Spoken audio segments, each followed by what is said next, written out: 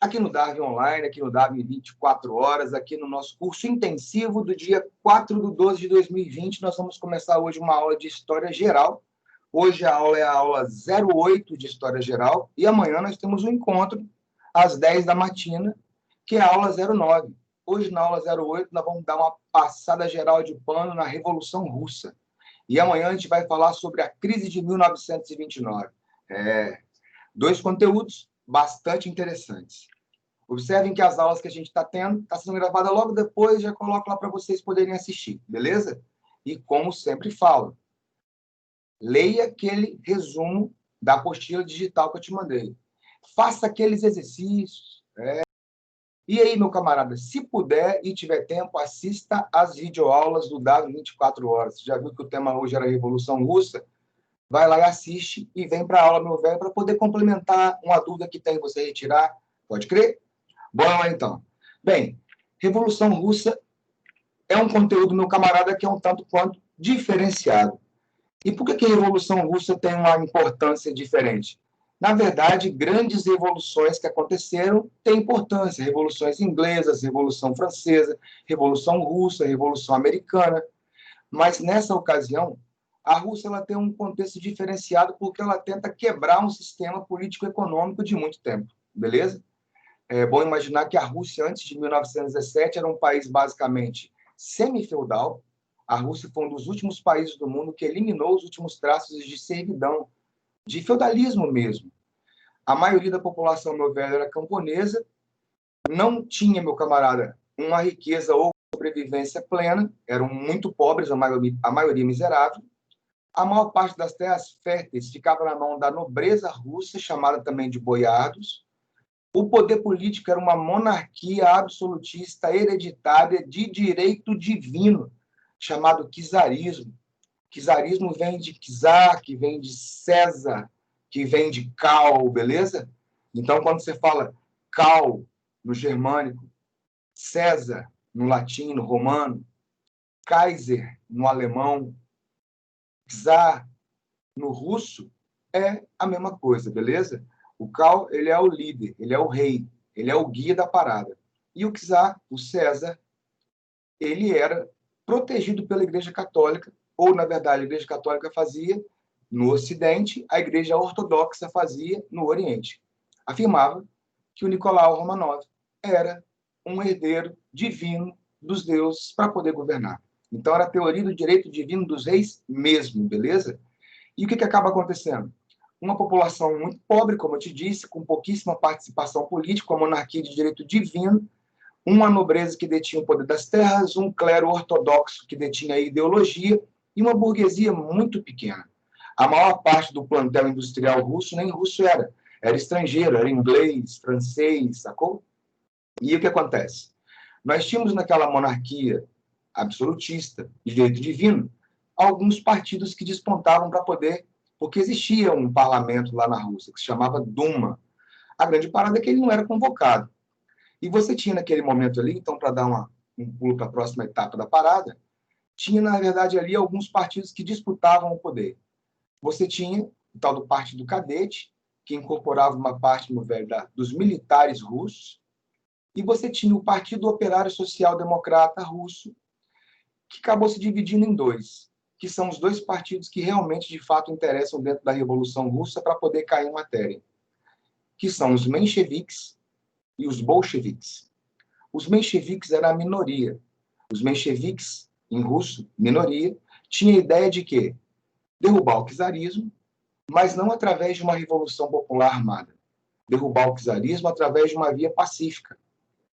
Implantação de medidas democráticas, participação do povo, sacou? E através do voto, o povo ir votando e ir conquistando direitos para perguntar se o povo quer ou não queria aquela parada, sacou? Se o povo queria ou não queria, meu velho, que o czarismo continuasse. Boa parte dos mencheviques acreditavam que o povo não queria que tal sistema continuasse. É bem claro. Mas que seria algo negociado, que não seria algo revolucionário, para você substituir o czarismo por um outro tipo de governo, onde o czar não teria tanto poder. Uma monarquia parlamentarista, por exemplo. Sacou? Então, uma via pacífica para poder substituir o czarismo por algo mais participativo, para depois chegar ao socialismo. É que vem a grande parada. Os mencheviques não defendiam a via revolucionária, defendiam a via política, pacífica, mas que logo que o czarismo fosse substituído, se implantasse uma república burguesa. Aí você fala assim, um governo burguês? É, porque de acordo com os mencheviques, como que você vai fazer uma revolução socialista para distribuir as riquezas se a Rússia era um país que tinha acabado de sair do mundo feudal, não tinha capitalismo quase nenhum? Então, era necessário, primeiro, desenvolver a estrutura de capitalismo, porque o que você percebe é que o capitalismo, ele é o que produz, beleza? O socialismo, para poder se implantar, para poder distribuir a riqueza, para fazer tornar a igualdade que o marxismo pregava, era necessário ter essa riqueza. Então, como que eu vou fazer, por exemplo, um modelo socialista para distribuir riqueza quando não tem essa riqueza ainda? Aí você fala, mas tinha as terras. Beleza, eu vou lá dar um pedaço de terra para o cara, é gelo, boa parte. Aqui camada vai ter condição de plantar, ele tem técnica, ele vai ter maquinário, ele tem semente ou não. Então, é um detalhe bastante interessante esse. O socialismo ele é contrário ao capitalismo enquanto modelo econômico. No entanto, não tem como existir um socialismo se não existir um capitalismo desenvolvido. Sacou a ideia? Porque o capitalismo é aquele que vai produzir a riqueza, mas não distribui de forma justa. O socialismo, então, quer se apropriar disso para poder estatizar e distribuir. Beleza? E aí, de acordo com os mencheviques, depois de que se implantasse esse Estado burguês e que criasse a estrutura capitalista de produção, transitaria finalmente para o socialismo, onde uma ditadura do proletariado passaria a governar, até, meu camarada, chegar num pé de igualdade tão pleno que seria o comunismo, como existe na obra do nosso camarada Karl Marx e do Friedrich Engels. O que acontece? Passando um pano rapidinho no marxismo. O Marx e o Engels, eles vão defender uma parada que é o seguinte: ao longo da história da humanidade, o homem foi explorado pelo homem. Existem aqueles que têm o poder e aqueles que não têm, os explorados e os exploradores. Aí vai citando o faraó e os servos, o senhor feudal e o servo, o camarada que é o chefe de engenho, e o escravo, o burguês e o proletário. E que nesse momento do burguês e do proletário, era um momento vital para que a maioria do proletariado, que era muito numeroso agora, tomasse consciência de classe, de que eles realmente são explorados, beleza? E aí o que iria acontecer? Eles iriam se juntar e iriam, meu camarada, entrar numa luta de classes contra os seus opressores, que na ocasião seria quem? Os opressores seriam os burgueses, os donos dos meios de produção. Na ideia marxista, depois dessa luta de classes, o proletariado sairia vencedor e o proletariado iria implantar o que se chama de ditadura do proletariado. O povo assumiria o Estado, estatizaria toda a propriedade e iniciaria um processo de distribuição e de divisão. Quando toda a divisão tivesse feita, quando toda a sociedade participasse de forma igualitária, quando um realmente aceitasse o outro como igual em sua plenitude, não haveria mais a necessidade de se ter um Estado para controlar as coisas, esse Estado deixaria de existir, então se inauguraria a fase final, que seria o comunismo, que, como eu acabei de citar minuto atrás, nunca aconteceu na vida real, beleza? Ah, nunca chegou a ter, então, um comunismo em si? Não. Ah, mas e a China comunista? Tem Estado? Não é comunista. Tem partido? Não é comunista. Então, a ideia é que se quer chegar lá, beleza? Porque, então, na visão marxista, primeiro é uma ditadura do proletariado para depois se implantar esse comunismo com ausência de Estado de igualdade plena, beleza? Os mencheviques, então, defendiam o quê? A revolução não armada para a derrubada do czarismo, para se implantar um Estado burguês que criaria as bases do mundo capitalista para depois transitar para o socialismo. Já os bolcheviques falavam o seguinte: como é que é? Quer dizer que nós vamos derrubar o czarismo para poder entregar o poder para a burguesia, e aí a burguesia vai desenvolver o capitalismo e depois, voluntariamente, ela vai distribuir para todo mundo para ser igual. Nós, bolcheviques, não acreditamos nessa ideia.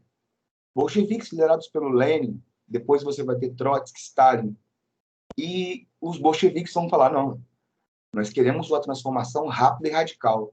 Nós vamos defender a luta armada para poder derrubar o czarismo, para depois se implantar uma ditadura do proletariado, com o socialismo imediato, sem passar por etapa burguesa. E o que acontece? Então, as ideias já estão explanadas, beleza? Em 1904, o nosso camarada Nikolai Romanov fez uma aventura militar. Entrou em guerra com o Japão para tentar tomar uma parte do que hoje é a China, uma região chamada Manchúria. E o que acabou acontecendo? O czar foi flagrosamente derrotado pelos japoneses. A situação se agrava, porque numa guerra se cobra mais impostos, morre muita gente, existe uma série de restrição. Então, você morre na guerra, você perde parente na guerra, você tem que pagar mais imposto, você tem a sua produção diminuída, porque tudo tem que ser voltado para a guerra e não para você. E aí, aconteceu um episódio interessante, chamado do Sunday Bloody Sunday, o Domingo Sangrento, né? E o que foi o Domingo Sangrento, meu camarada? A população acreditava do que estava acontecendo na Rússia era porque o czar não sabia realmente o que o povo estava passando. O czar era chamado de paizinho da Rússia. E aí os camponeses saíram liderados por um padre ortodoxo, cantando hinos de louvor ao czar, tipo God Save the Queen. Tinha também o Deus Salve o Rei, Deus Salve o czar. E quando essa massa começou a se aproximar do palácio do governo, na tentativa de poder falar com ele que o povo estava passando por necessidade, estava passando fome, os impostos estavam exagerados, o povo queria uma maior participação, que o czar, como o pai do povo, iria atender. Tá? Quando começou aquela passeata se aproximar do palácio do governo, a guarda do governo, chamada de cossacos, abriu fogo contra a multidão e matou centenas e centenas de pessoas. E aí, uma ficha cai. Qual? A população percebe naquele momento que o czar não é paizinho de nada. O czar mandou abrir fogo contra uma massa pacífica, desarmada. E aí aconteceu o tal do ensaio geral. Nós tivemos naquele momento uma série de conflitos, uma série de atritos, de invasões, depredações, saques. Petrogrado, que era a capital, foi basicamente incendiada. Aconteceu o tal da revolta do encouraçado Potemkin, que eram os marinheiros também se revoltando contra a tirania czarista. E aí o czar, nesse momento que o pau está quebrando para o lado dele, ele vai lá e fala: eu não sabia que isso que era o que o povo estava passando. Não, vamos parar com a revolta. Eu prometo que vou fazer as reformas que vocês querem. Eu prometo que eu vou convocar a Duma, que é o parlamento russo. Eu prometo que eu vou aumentar a participação política de vocês, de que eu vou realizar uma reforma agrária, de que eu vou diminuir a carga tributária. E aí a população basicamente acreditou no cara. O que acontece? Convocou a Duma? Convocou. Fez alguma reforma aprofundada? Não. A situação vai ficar grave agora, quando começa a Primeira Guerra Mundial. Porque a Rússia vai entrar na guerra. E você imagina, se uma guerra contra só o Japão a Rússia perdeu, uma guerra de contexto mundial lutando contra a Alemanha, que era muito mais poderosa do que o Japão naquele momento, a Rússia foi sendo devastada pela Alemanha na Primeira Guerra Mundial. A média era de 10 soldados russos para um alemão e os caras perdiam. A maioria dos soldados russos nem soldados eram camponeses, que mau armamento tinha. Faltava munição, faltava comida, faltava agasalho. Contra um exército alemão treinado, bem armado, bem equipado, de 10 para 1, os caras perdiam. E aí, com uma insatisfação generalizada por causa das sucessivas derrotas da Rússia na frente de batalha diante dos alemães, com a população sendo, meu velho, cada vez mais oprimida para poder sustentar a frente de batalha, mandando soldados e produzindo para poder sustentar os soldados, teve a chance de acontecer a queda do czarismo. E, nesse primeiro momento, o que vai liderar o processo para derrubar o czarismo vai ser o Partido Menchevique, também chamado de Revolução de Fevereiro ou Revolução Menchevique, também Revolução Branca. Os mencheviques vão conseguir ocupar o poder. No entanto, os mencheviques, como são mais moderados, não vão executar a família do czar, vão manter uma monarquia com a família do czar ainda participativa, sacou? Mas não executaram a família imperial, não retiraram a Rússia da guerra, não realizaram reforma agrária, não realizaram a maior participação do povo, ou seja, não fizeram reformas de cunho aprofundado,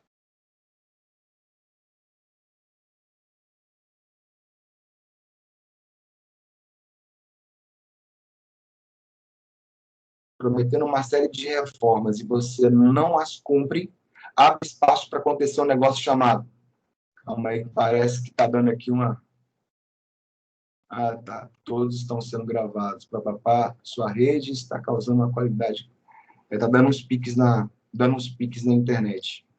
Se você promete fazer várias reformas e você não as faz, o que vai acabar acontecendo, meu camarada, é que você abre espaço para acontecer o que chama de revolução dentro da revolução.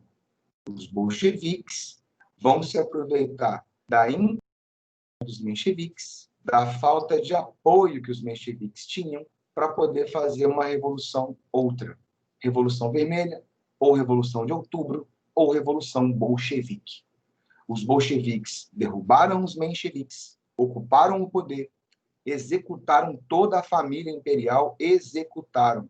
E aí tem uma parada massa, se você quiser assistir, lá na Netflix, tem uma série que se chama Os Últimos Czares.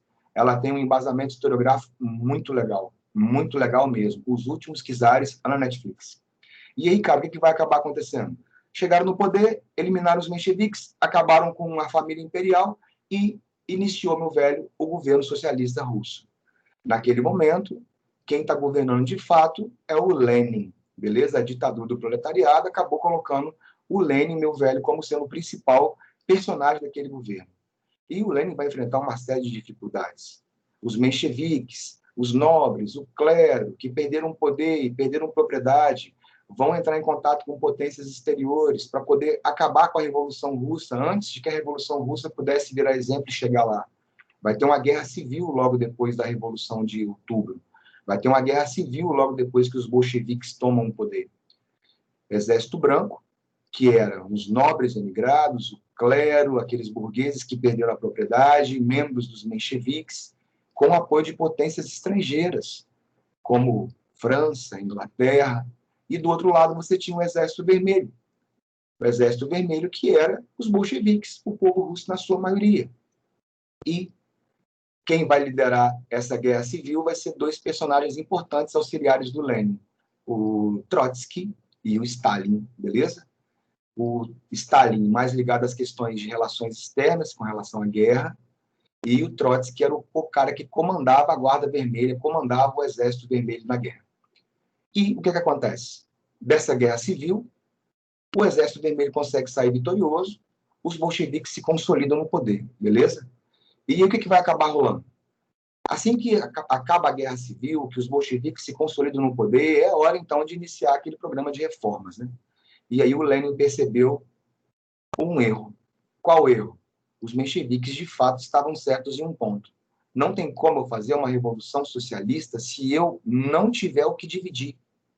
Então, o que ele faz? Cria a NEP, a Nova Política Econômica. É necessário dar um passo atrás para depois se dar dois à frente. Ou seja, é necessário se implantar medidas que desenvolvam o capitalismo, um passo atrás, para depois se socializar, dois passos à frente. Beleza? A NEP tinha uma ideia até interessante, mas o apoio estrangeiro e a quantidade de capitais disponíveis para investir não aconteceu. E qual capital estrangeiro iria querer investir na Rússia naquele momento, sabendo que já tinha sido desapropriada tempos antes? Ah, mas ele deu a palavra de que não iria expropriar dentro de certo tempo. Pois é, mas quem é que vai acreditar? É difícil. Tanto é que o Lenin morre, meu camarada, sem ver a NEP de fato desenvolver o capitalismo para depois se socializar num grau satisfatório.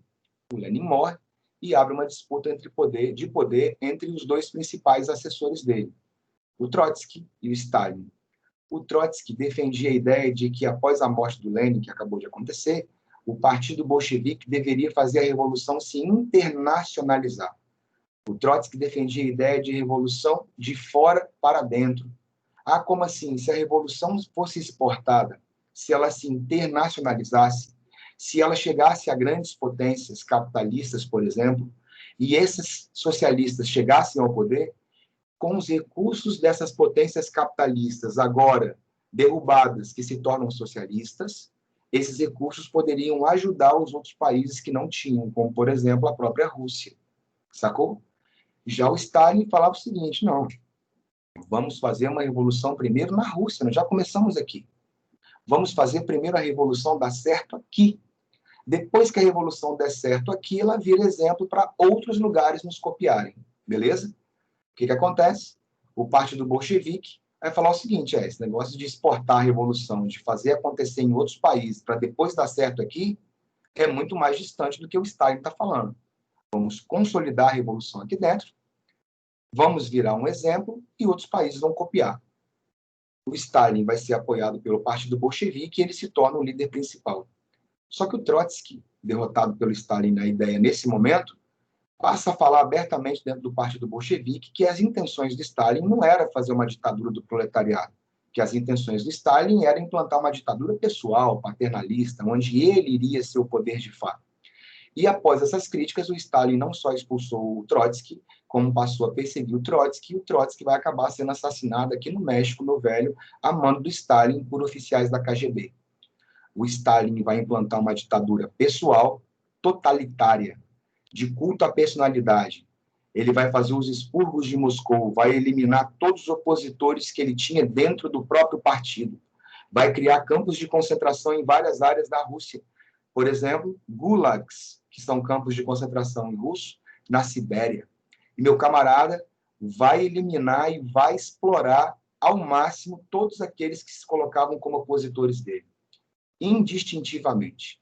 E o Stalin, percebendo que a NEP não havia desenvolvido a economia na Rússia para poder fazer o sistema sobreviver, o Stalin cria o que se chama planos quinquenais. O que seriam os planos quinquenais? A partir de agora, o Estado passa a planificar a economia, planejar a economia, em quais setores o capital vai ser investido. E nesses planos quinquenais, a Gosplan, que era o órgão de planejamento do governo russo, agora já a União Soviética, vai passar a fazer o quê? Nos primeiros 5 anos, nós vamos investir em indústria de base e em agricultura. Os capitais iam quase que totalmente para esses dois setores, para fazê-lo se desenvolver ao máximo possível, para quando chegasse ao 5º ano do plano, ele já fosse tão autônomo, tão autossuficiente, que não existiria mais a necessidade de se aplicar dinheiro naquele programa. Ele já viveria por si só. Então, iniciaria um 2º plano quinquenal. Agora a gente vai aplicar na indústria de bens de consumo e em educação. Os próximos 5 anos, o capital, a grana vai ser aplicada nesses dois setores. E assim vai. O Stalin afirmava o seguinte: nosso Estado não tem condições de fazer desenvolver todos os setores ao mesmo tempo. Então, eles apenas subsistem.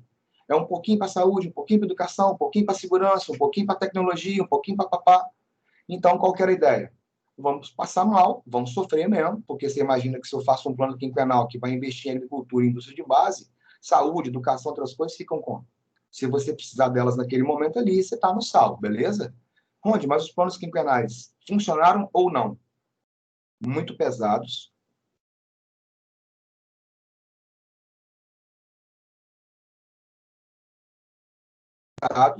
E a Rússia sai de um país semi-feudal em 1917, de novo está dando um piquezinho de leve aqui na internet, para poder se tornar a segunda maior potência, meu camarada, quando iniciar a Segunda Guerra Mundial.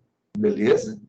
Então, os planos quinquenais, os 5 planos quinquenais, fazem a União Soviética se tornar a segunda maior potência do mundo.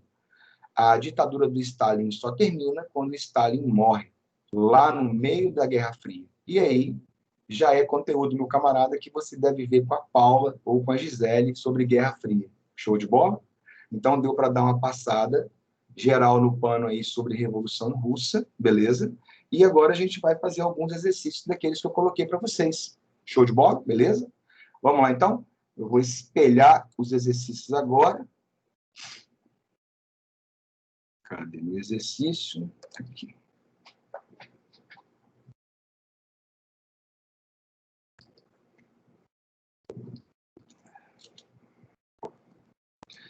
Isso aí.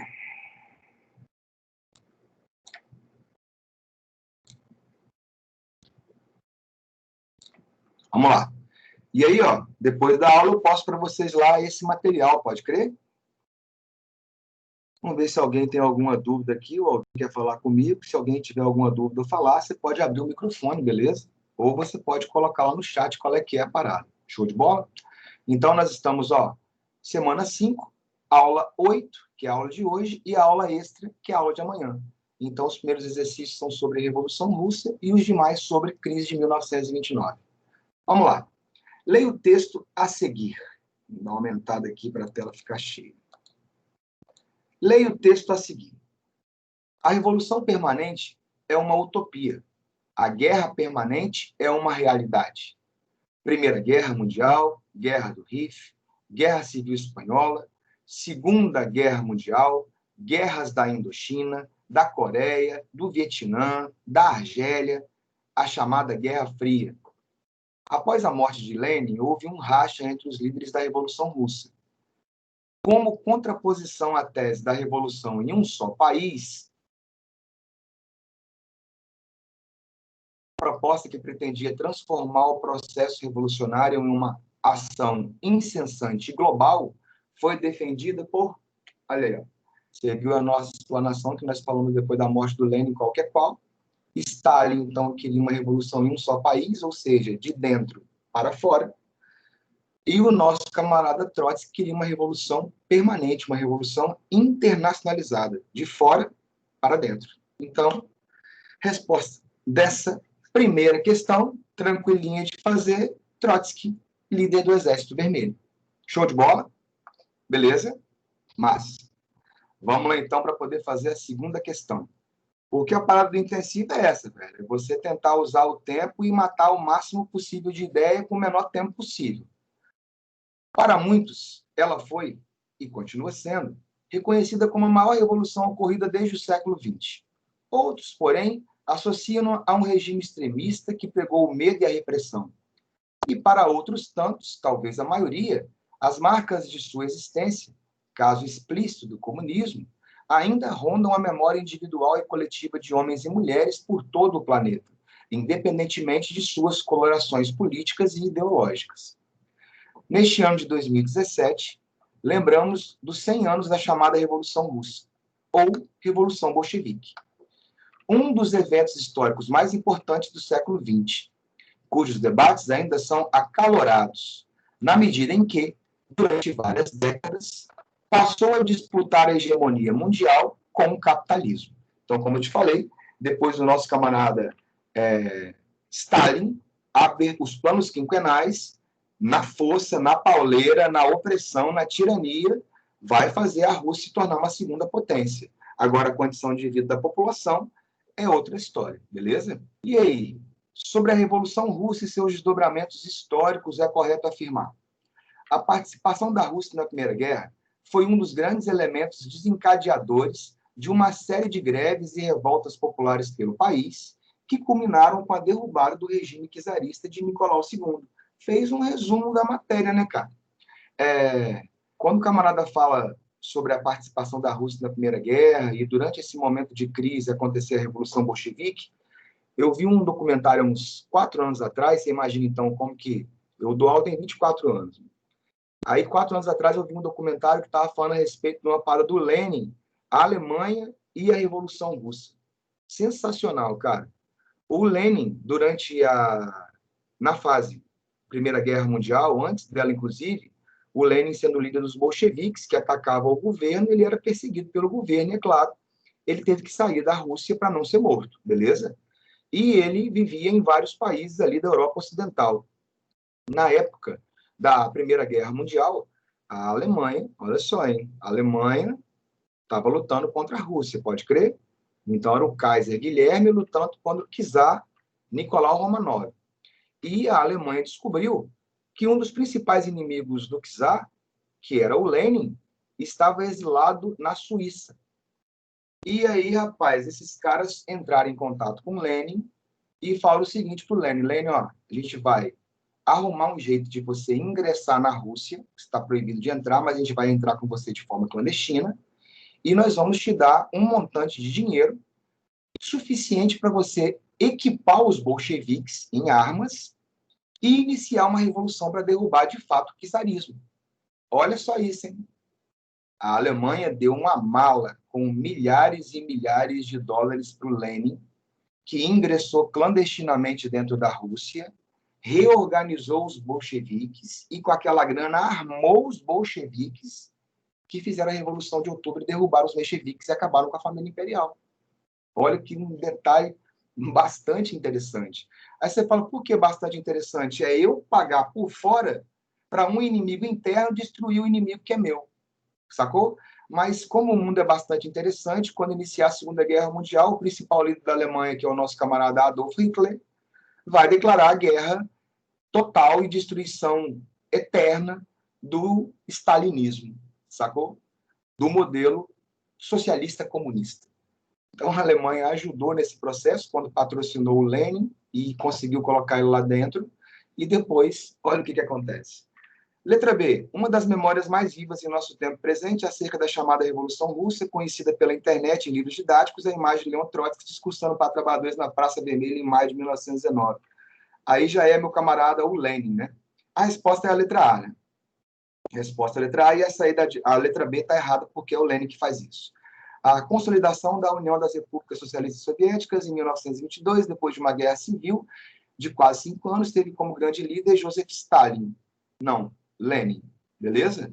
Na Rússia do século XXI, em pleno ano do centenário da Revolução, Vladimir Putin decidiu construir uma estátua em homenagem a Stalin. Não aconteceu isso. Bolcheviques liderados por Plekhanov. Não, bolcheviques liderados por Lenin. Beleza? Um show de bola. Deu para dar uma boa explanada em cima de revolução aí com essa questão. Vamos para a terceira? Vamos lá. Seja como for, o comunismo não se limitava à Rússia. Uma das minhas primeiras experiências políticas, quando me tornei membro do Partido Comunista na época em que ainda estudava em Berlim, foi uma discussão com um companheiro responsável por meu recrutamento. Ele ficou desconcertado quando ele disse: bem, todo mundo sabe que a Rússia é um país atrasado. Por isso, podemos esperar que o comunismo tenha suas derrotas por lá. Quem escreveu isso aí é o nosso camarada chamado Eric Hobsbawm, que eu acho que eu já comentei dele aqui. É o maior historiador da contemporaneidade. Morreu tem pouco tempo atrás, o cara é sinistro, tá? A afirmação do estudante de Berlim e futuro historiador inglês, olha só quem baseava-se na ideia de que as revoluções operárias vitoriosas ocorreram ao longo da história nos países mais industrializados. Muito pelo contrário. Se você for perceber, aquela ideia lá do Trotsky, da revolução acontecer no mundo inteiro e conseguir derrubar as principais potências, essa ideia, na prática, ela não funcionou.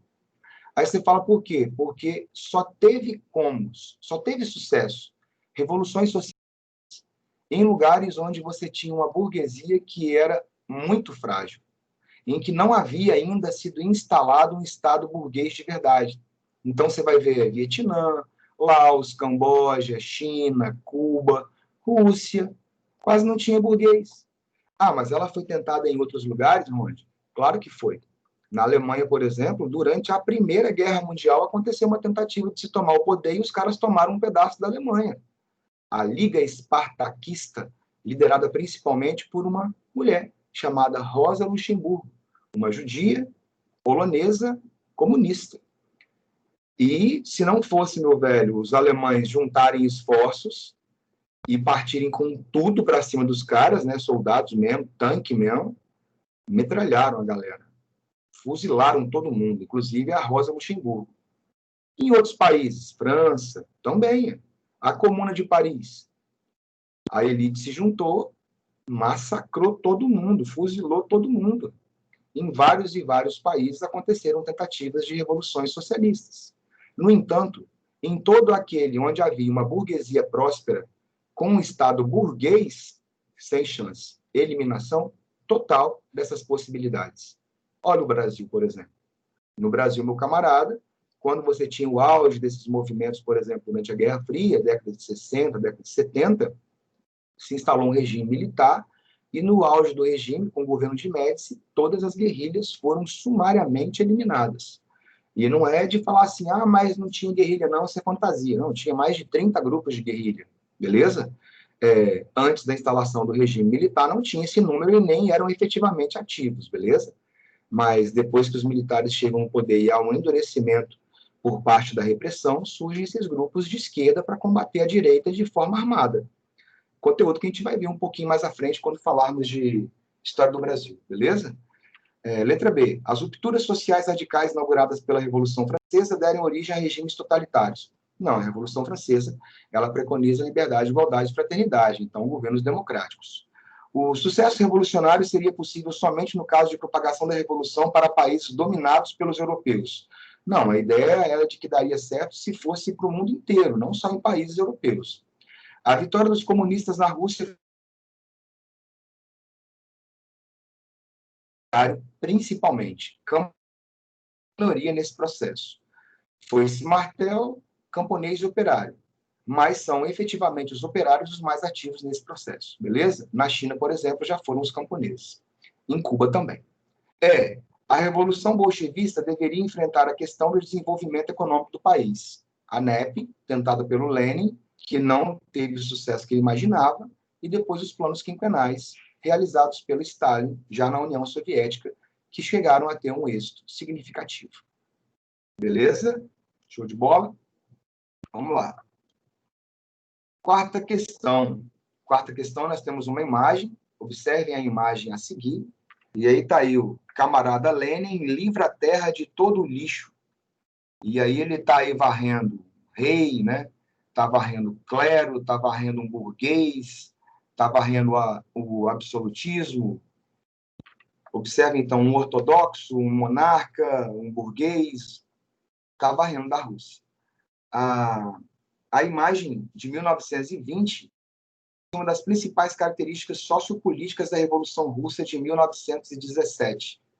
Trata-se, aí um tema interessante, ó. Constituição do Estado anarquista, não, é socialista para depois virar comunista. Adoção de uma política externa imperialista, não tem essa ideia de política externa imperialista. E é claro que, se você for ver, depois que acontecer a chegada do Stalin no poder, o Stalin ele vai se apropriar, meu camarada, de outros territórios. Mas não é o que a imagem trata. A imagem está expulsando de dentro do território deles, beleza? Não está conquistando outros territórios. C. Implementação de um capitalismo de mercado, não é socialismo. Criação de uma política econômica desenvolvimentista. Essa política econômica desenvolvimentista não tem nada a ver com a imagem, pode crer? E a letra E está a ascensão dos soviets, com a adoção do lema paz, terra e pão. Bem, esses soviets, o que seriam os soviets? Quando o Lenin iniciou o programa de revolução, a ideia de ter os soviets, tem uma frase que ele fala que é todo poder aos soviets. Isso significa todo poder ao povo, beleza? Mas o que seriam os soviets? Para você ter uma ideia, fazer uma analogia, você imagina que, basicamente, todo bairro minimamente organizado tem uma associação de moradores, beleza? A associação de moradores, por exemplo, da onde eu moro, aqui em Jardim da Penha, é composta de quem? É composta de moradores e pessoas que trabalham aqui no bairro. Então, são moradores, aposentados, policiais, dentista, enfermeiro, padeiro, comerciante, lixeiro, qualquer um, beleza? E aí vem um grande detalhe. Esse seria um soviet. Você concorda comigo que, se você for parar um pouquinho para pensar, quem realmente sabe dos problemas do seu bairro? Quem mora no seu bairro. Quem trabalha no seu bairro. Sacou? E aí, um soviet seria uma representação do povo daquele local. Então, você imagina que, ao invés de você ter um governo central que mandaria em tudo, ao invés de você, por exemplo, hoje, eleger lá vereadores para poder representar você, nós teríamos soviets, associação de moradores que fariam se representar direto com o governo central. Então, ao invés de você eleger vereadores, os seus representantes seriam os dirigentes do soviet, os dirigentes daquela associação de moradores. Sacou? Onde isso aí é mais democrático, por quê? Porque hoje existem vereadores que representam um bairro X, mas tem vários e vários bairros que não têm representação política nenhuma dentro da Câmara. Quando você cria um soviet e cada comunidade tem os seus representantes eleitos e representantes daquele lugar, todo mundo se faria representar politicamente junto ao governo, beleza? Então, a ideia é por aí. E quando o camarada fala do lema paz, terra e pão, foi a promessa que o Lenin fez para poder executar se ele chegasse ao poder. Paz, retirar a Rússia da guerra, ele vai fazer isso. Terra, a distribuição da propriedade. e pão. Se você tem o domínio da propriedade, se você tem a terra, você planta o trigo e você vai ter o pão para poder comer depois. Show de bola? Maneira questão, e dá para poder dar uma lembrada massa de um tema importante da Revolução. Vamos, então, agora para a quinta questão. A política foi sendo aos poucos colocada em prática, desde 1919, pelos países vencedores na Primeira Guerra Mundial. Não intervir, porém, contra o bolchevismo. Formar uma barragem contínua, apoiando-se no exército polonês e no exército romeno. Era o primeiro esboço do que mais tarde foi chamado de cordão sanitário. Bem, qual que é a ideia? O historiador alude implicitamente ao quê? Uma política que foi sendo pouco a pouco colocada em prática desde 1919 pelos países vencedores da Primeira Guerra. Não intervir contra o bolchevismo. O que os caras estão falando? Vamos deixar a Rússia se virar com aquele modelo, mas não vamos invadir a Rússia, nem vamos, meu velho, fazer nada contra ela, afinal de contas, a Rússia estava do lado vencedor da Primeira Guerra, França e Inglaterra. Vamos deixar a Rússia com o seu próprio modelo lá e vamos tomar conta das nossas economias destruídas pós-Primeira Guerra. Mas não vamos deixar aquelas influências chegarem aqui. Então, a ideia era isolar a Rússia. Era fazer o tal do cordão sanitário ou cortina de ferro, como você vê em alguns livros, beleza? E aí está aí. O historiador alude implicitamente à irrelevância da Revolução Russa nas relações internacionais. Não é irrelevância. Observa que o camarada mais tarde vai chamar de cordão sanitário. Se eu crio uma barreira para que você não consiga chegar até mim, eu não estou colocando que você é irrelevante. B. A ausência de plano de combate dos capitalistas ao socialismo soviético. Não havia ausência de plano de combate. Os caras reconheciam que, naquele momento, a melhor estratégia a se fazer era simplesmente isolar. O plano existia. Isolar. Não precisamos combater. A aliança entre nações capitalistas e forças czaristas no combate ao socialismo. Se fosse aliança de nações capitalistas, beleza. Czarismo não, porque ele foi eliminado.